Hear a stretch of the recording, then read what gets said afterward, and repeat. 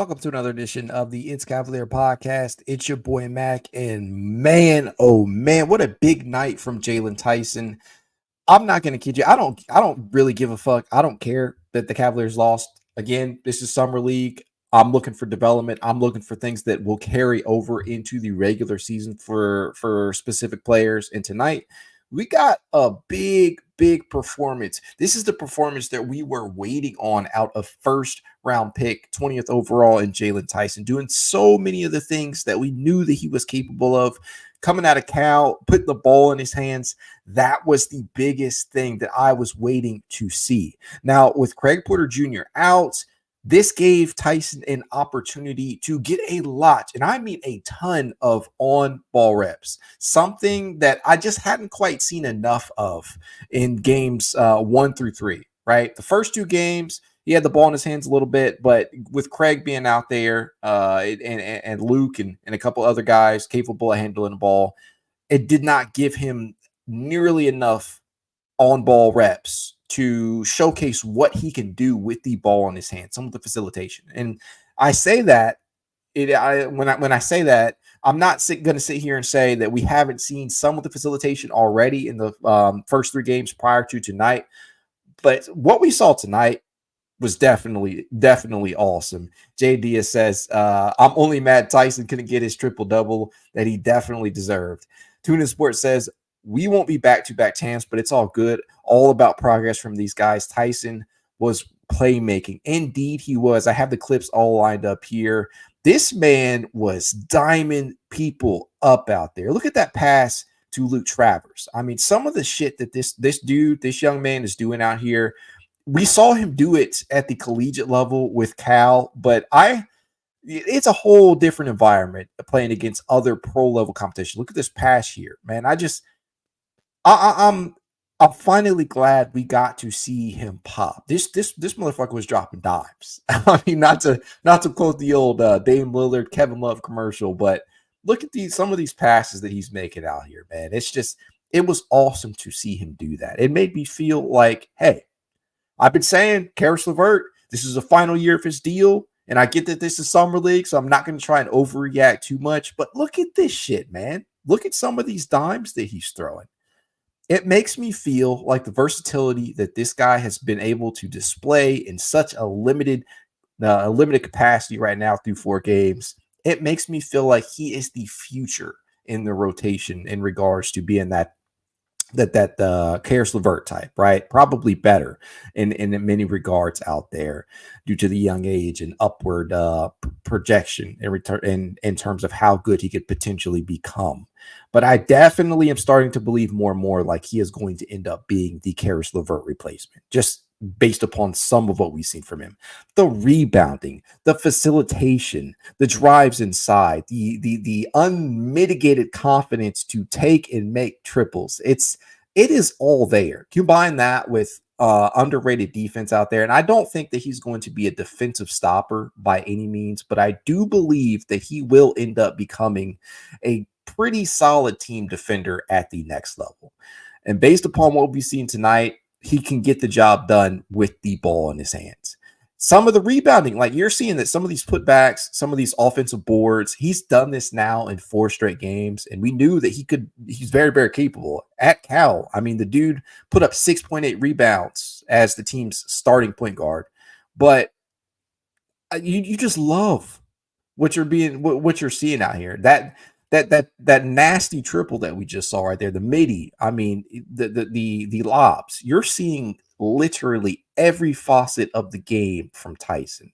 Tonight was the night where, seriously, he got to shine because Craig Porter Jr. had been out. And now I'm like, okay, Craig, I hope we don't see you the rest of the way because I want to see more and more of these reps. Look at that. Look, excellently run DHO. Just awesome. Floater. I don't know. Tuna Sports says, yeah, I won't be surprised being the replacement. I think that is what is going to end up happening with LeVert. I think this will end up being LeVert's final year in Cleveland. If not, I mean, probably final. I mean, Jesus, look at this. That's just beautiful. That step back right there with literally no time basically left on the clock. You got to have confidence to be able to do that. And We just don't have many players on the roster that are fully capable of creating their own shot. Like, look at this shit, man. Just squares up. It looks at the competition and says, fuck it, I'm going to do it. And it's awesome. It was an awesome sight. And this is the game that we are all waiting to see from Tyson. The ball handling, the dribble drives, the dribble penetration, the ability to fight through contact, ability to facilitate, ability to go out there and sky and grab some of these offensive rebounds. That specifically is an area that the Cavaliers have been hurting in for a number of years since LeBron James left town. Out of their 2-3 spot, rebounding has continuously been an issue. But man, it has been a solid night all the way around for this guy, and I couldn't be any happier. And I know we've seen some of these other first round picks like Tristan Da Silva, Khalil Ware, Dalton Kennett, some of these other guys who have put on shows in their own right. It just made you feel like, well, damn. When is our first rounder going to start showcasing some of that highly touted talents? And tonight was the night. Pat Blair says he's like a playmaking Josh Hart, especially with the rebounds. I can see it, right? I can see it because you know how good that Josh Hart has been in numerous seasons for the Knicks now on the not only the glass, but the offensive glass specifically, going out there and attacking it. That's something that we have needed for such a long time, something that we have been pining for such a long time. So I'm glad that we finally can get a player like that. Now, whether or not he's going to be a day one contributor, that, there's a lot to be determined there because, again, we have to take things with a grain of salt. This is Summer League after all. It's just been 4 games. He hasn't even scored his first career bucket, but I have no problem believing that a lot of what we are seeing and a lot of what we saw specifically tonight will transition over to the NBA level in terms of competition. I think that he was probably always going to get his start as more of an off-ball guy, and we've seen that he has the ability to knock down some of these shots. But being able to have a reliable shot creator and playmaker facilitator on the roster, it's dope, man.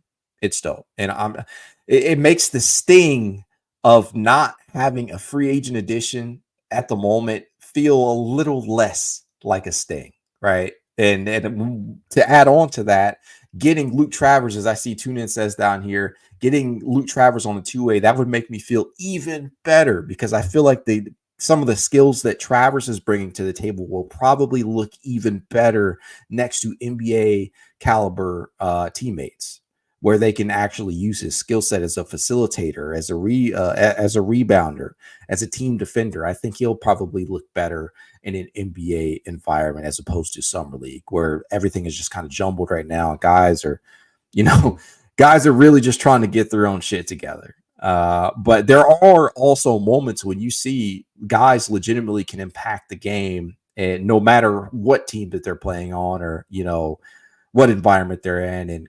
And Jaylen Tyson and Luke Travers both strike me as players that are going to be able to do that at the NBA level. Jay Diaz says, to be honest, I think with CPJ and Emoni playing, it takes away from his game because he's trying to fit in with them, but he was still doing decent. But today, without CPJ, he had more opportunities. And that was the thing, right? With Craig Porter Jr. starting, you're probably not going to see as many on-ball reps with Tyson. And I'm glad that he was able to get that because I think we were all waiting for him to pop in that sort of fashion because we knew coming out of Cal, he had the ball in his hands a ton. It was a big reason why he averaged 3.5 assists at Cal in his final season there. And then also another huge reason why he led the Pac-12 in usage percentage at a staggering 30.1%. Dude had the ball in his hands just so much. They required him to do so much in his final season there. And I'm glad that we finally got to see what he is able to bring to the table in that regard. Now, will that be the case with the Cavs? Maybe not necessarily, but I do believe that he will likely end up getting a few opportunities per game to put the ball on the floor. I have a hard time believing that if you have a guy that can create for himself, if you have a guy that can create for others, I have a hard time believing that Kenny Atkinson is going to look at him and say, well, you know what? No, we don't want the ball in his hands. I think you're going to probably want as many creators, as many facilitators and playmakers as you can get out there, right? And when I had Carter on the other day, one of the things that he said that kind of stuck out to me was that he views Tyson as more of a play finisher than a playmaker at this point. And we were both just waiting to see when the other shoe would drop. It dropped. That shit dropped in a big fashion tonight. It made a big bang. It's just, we finally saw the creation ability, right? And that, take it for a grain of salt. With a grain of salt, it is in the confines of summer league basketball. But I think facilitation is one of those skills that truly can carry over, just like shooting. And in reference to shooting, I would be remiss if I didn't at least mention that of Emoni Bates, who, I mean, it wasn't the most efficient night for him, and he's not looking great from an efficiency standpoint this summer league so far. He did score 14 points, but that came on 4 of 18 shooting, with a lot of those attempts coming way late down the stretch as the Cavs tried to get back into it, tried to climb and tie the game back up. But he would end up shooting 4 of 18 from the field, including a paltry 3 of 12 from three-point distance. Not exactly what you want to see, but something that Jay says down here, it kind of resonates with me. And, it's the environment, right? I think that this high usage, high volume version of Emoni that we saw even with the Charge last year, it's not conducive to his game. We saw that if you allow him to spot up, play more of an off-ball role, he can be successful in that. And I would be very curious to see if the Cavs actually give him the opportunities at the NBA level this year rather than throw him back to the Charge, because I get it. There are areas of his game that he needs to work on. I've been very candid about that. The facilitation, I hope he leans into a little bit more. The ability to absorb contact at the rim, I think that is definitely still something that he still should be focusing on. And of course, the defensive end is always going to be a work in progress for him, considering his measurables. But I do believe the upside that he has as a shooter is probably going to be better utilized at the NBA level rather than in an environment like Summer League, where he is playing the part of a high volume shooter. And that's just where I stand at with Emoni right there. Yeah, Tune In says, damn, I really wish Emoni made those last shots. Yeah, I mean, the stat line, it looks a lot worse than it actually is for him, but and a lot of that is due to him kind of jacking up shots at the end, trying to get the Cavs back into it. But it is what it is. You guys know Emoni can shoot. I know Emoni can shoot.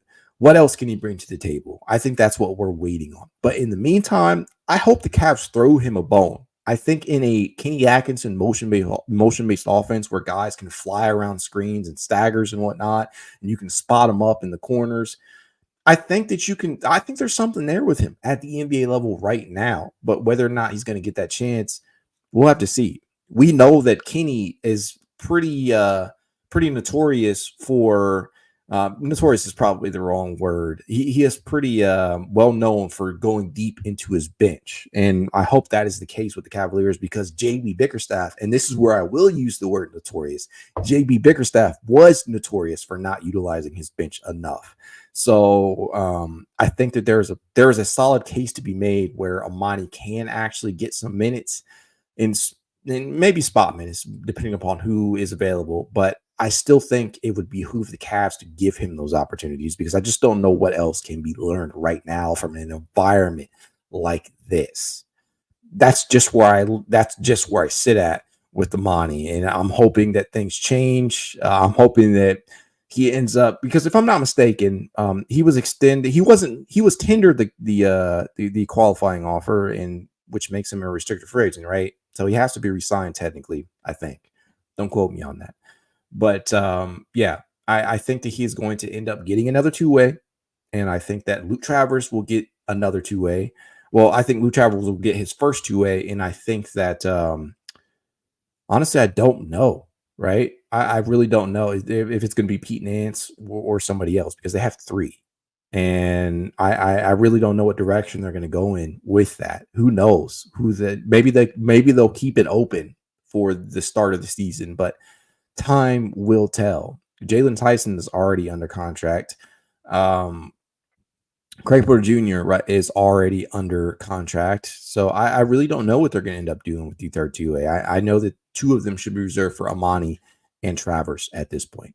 Gotta have it. Gotta have Travers out of the NBL and into the NBA. It's just got to be the case. Tune In Sports says, right, JB was forced to use his bitch. Won't have to worry about that with Kenny. And I'm really, really excited about the prospect of that because I think when you're doing that, you will take some of the tread off of a Donovan Mitchell, off of a Jarrett Allen or an Evan Mobley or a Darius Garland, right? If I didn't already mention him, you're going to take the tread off of these guys so that they're not worn down. They're not worn out come the end of the season. I think you have to utilize your bench more, and I think you're going to get more production out of your bench because the Cavs bench has kind of been ass for the last couple of seasons, sans a few performances individually, guys like Caris LeVert, Kevin Love in previous years, right? But overall, I feel really good about that whole addition. It's just being able to get some, since you didn't make a move just yet, because I still believe a move will be made, but it's going to be about which one of these moves, which one of these developmental guys is going to pan out.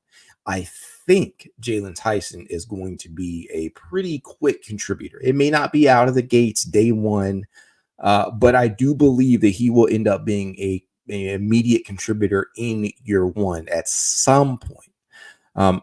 When it comes to Travers, I don't think that he will be. I think he's going to be on that two-way, so I do not believe that he is going to end up being a contributor or a big-time contributor this year. When it comes to Craig Porter Jr., it's going to be a battle, son. It's going to be a battle for that backup point guard spot because, as Carter also said, the Cavs' backup point guard is basically those minutes are going to probably be divvied up mostly between Darius Garland and Donovan Mitchell because when you have two creators, two facilitators that can legitimately facilitate at a high level, you're going to want to have one of those two on the floor at all times or at least pretty damn close to it. It just makes sense to do that. Outside of that, you have Ty Jerome, who still figures to play a pretty big role. You have Craig Porter Jr. is going to be battling him out. And then, of course, Caris LeVert is still there, who's going to command some on-ball reps. And it is really a toss-up. So I don't even know how big of a role Craig Porter Jr.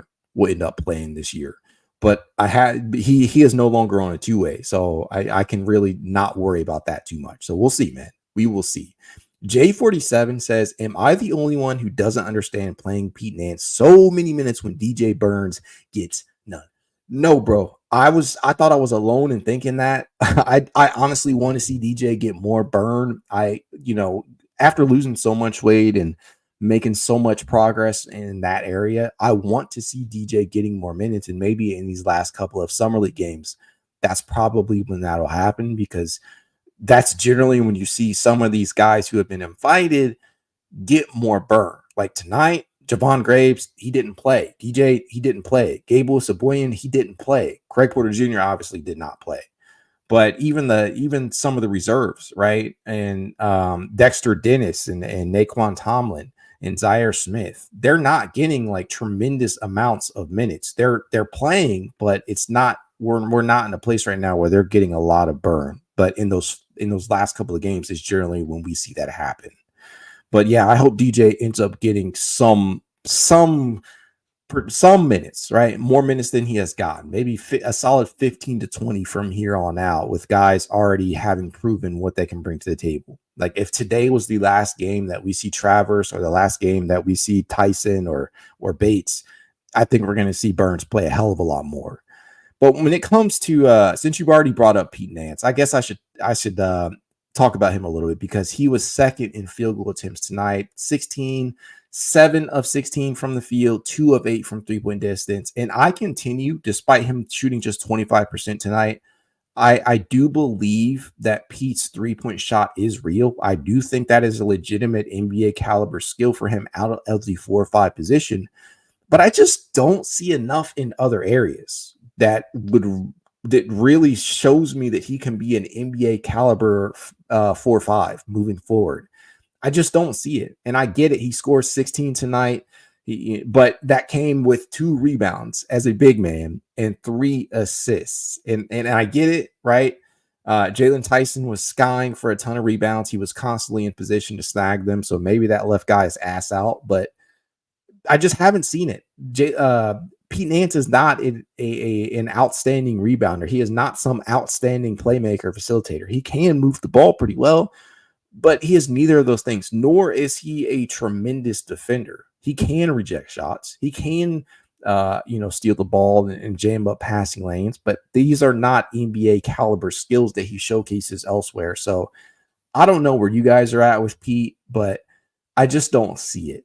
Maybe he'll get that two-way. Maybe we'll see him get a little bit more development with the charge this season, as we did last year. But I'm not sold on Pete Nance as a long-term Cleveland Cavalier. And I get like the familial ties with the Nance family when you're talking about Larry Nance Sr. and Larry Nance Jr. And we all love the Nance family, but we got to call a spade and keep it 100, right?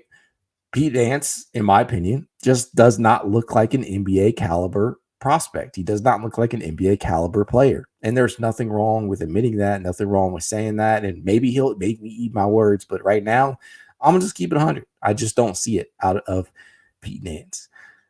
Elsewhere, we got to see a little bit more of Travers tonight. Wasn't necessarily the most eye-catching game again, and they never are with Luke. He's not a guy who's going to do some flashy shit out there, but he tends to fill up the stat sheet. Tonight was a lot better than against the Warriors. Tonight, 8 points, 3 rebounds, 2 assists, 2 steals, 2 blocks. I don't know how the motherfucker does it, but he generally tends to have his hands in all the pies, right? He does it all without being too flashy. And again, I believe that this is one of those players who's probably going to look a lot better next to NBA caliber talent beside him, just because I do feel like the skills that he brings to the table, they would translate better with the Cavaliers roster. That is what I truly believe. That is what I truly feel, but we'll see. I don't know. Jay says, I heard the commentator say Pete isn't really a center, even though he has the size of one. He's not, right? It's I don't know what fucking position Pete is. And he is a forward, clearly, but he is not a center in my eyes. He's not like I said, he's not an outstanding rebounder. He's not a rim protector or deterrent at this point, in my opinion. But who knows? Maybe I'm wrong. J47 says, I really like what I see out of JT so far. I feel like he looks and plays bigger than he measured in at.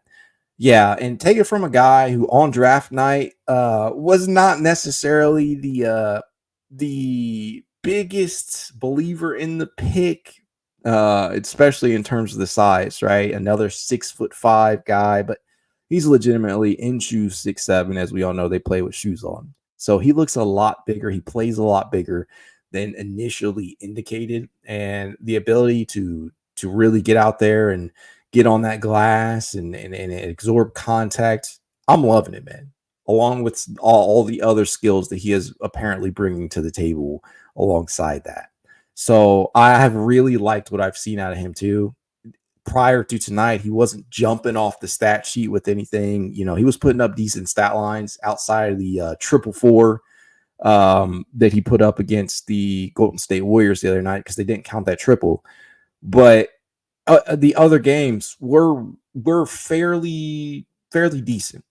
Tonight, he called everybody's attention, and rightfully so. And I love it, because this is a guy who could end up playing a pretty big role in year one. Maybe, like I said earlier, maybe not out of the gate, like day one for the Cavs, but it will happen this year, especially if they end up making the decision to move on from Caris LeVert this year, maybe even at the deadline, because you'd have to think that the Cavaliers, if they get enough production out of some of these reserves and they feel comfortable enough handing the reins over to Tyson eventually this season, you'd have to feel like they will want to get some type of return on investment, or at least something back from a potential Caris LeVert move, rather than allowing him to walk in free agency this upcoming offseason.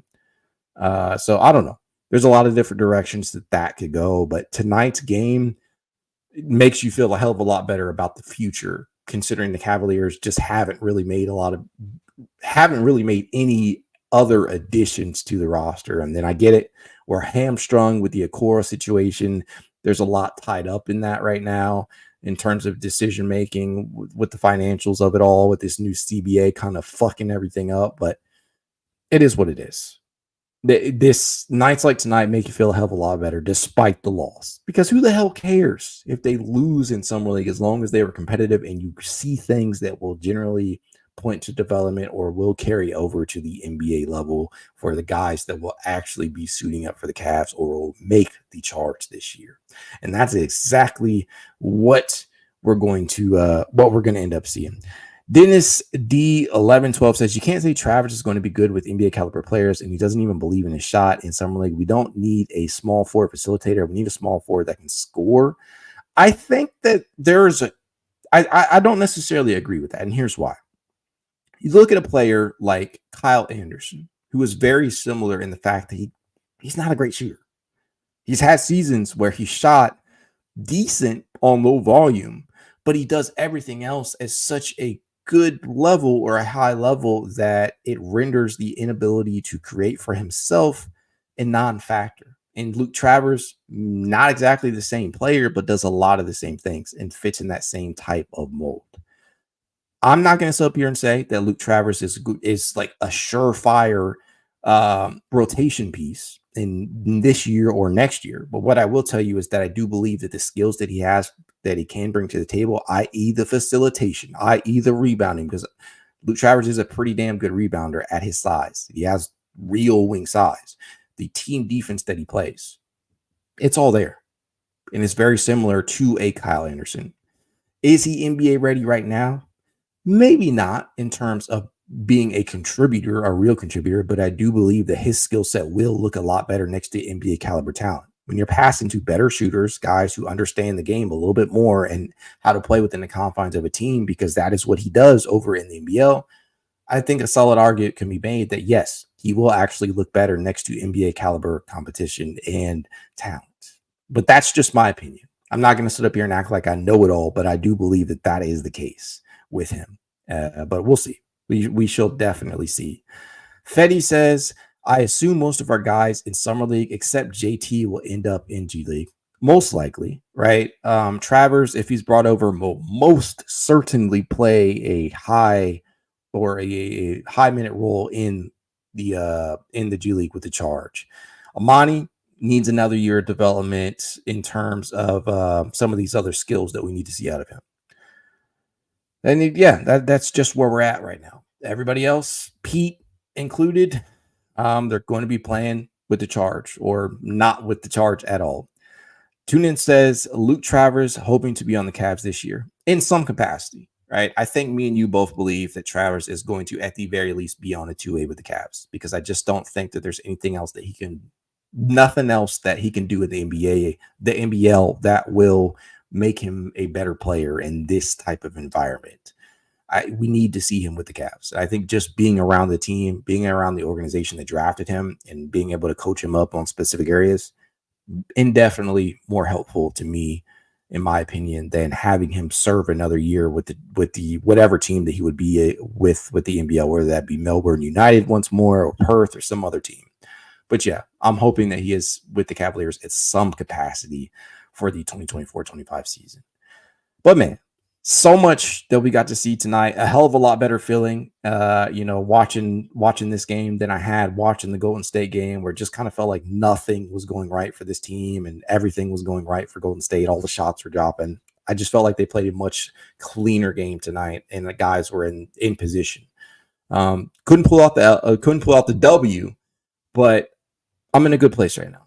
I got to see what I wanted out of Tyson with the ball in his hands. I got to see more Travers minutes. I got to see Emoni shoot a ton of shots. It's been a good night. And I think that's a good place to end it at. As I always tell you guys, if you'd like to reach out to me, you know how you can. It's Cavalier_pod on Twitter, TikTok, Instagram, YouTube, and more. If you'd like to be added to the It's Cavalier Discord chat, you know what to do. Leave a rating, leave a review, send a screenshot of said review to itscavalier53@gmail.com, and I will send you an invite. If you would like to support the podcast in a small but helpful way, consider becoming a member over on Patreon. The link will be in the description of this video over on YouTube. That said, go Cavs and have yourself a good night.